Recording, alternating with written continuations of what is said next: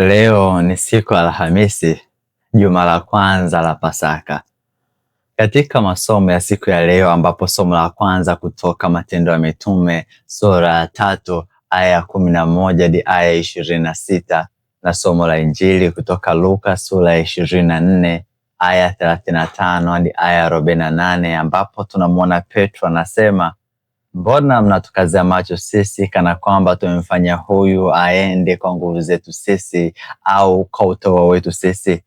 Na tunamwona Yesu mwenyewe katika Injili alisimama katikati yao akawaambia, amani iwe kwenu. Kisha walipoogopa akawauliza, mbona mnafadhaika? Kwa nini mnaona shaka mioyoni mwenu? Tafakari. Masomo ya leo yanatukumbusha kuwa chanzo cha muujiza na amani ya kweli si juhudi zetu za kibinadamu, bali ni uwepo wa Kristo mfufuka.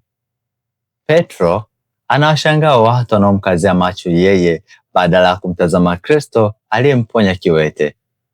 Katika Injili, Yesu anakuja katikati ya hofu na shaka za wanafunzi wake, akileta amani inayopita ufahamu.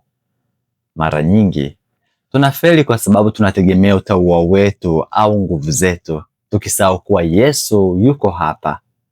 Anataka kutufunulia akili zetu na kutupa amani katikati ya dhoruba. Pasaka ni msimu wa kuacha shaka na kukumbatia uhalisia wa Kristo aliye hai ndani yetu. Zoezi la leo.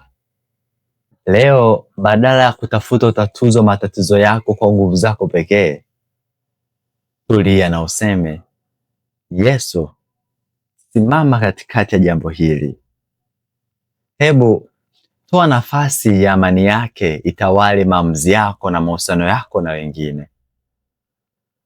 Tuombe. Bwana Yesu, mfalme wa amani, na kuomba uingie katika maisha yangu leo. Ondoa shaka na fadhaa zinazoutesa moyo wangu. Nisaidie nisijivunie nguvu zangu, bali nikutukuze wewe kwa kila jambo jema linalotendeka maishani mwangu.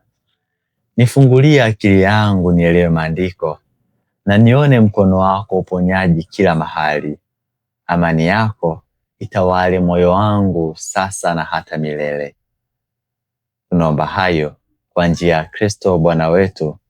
Amina. Tumsifu Yesu Kristo.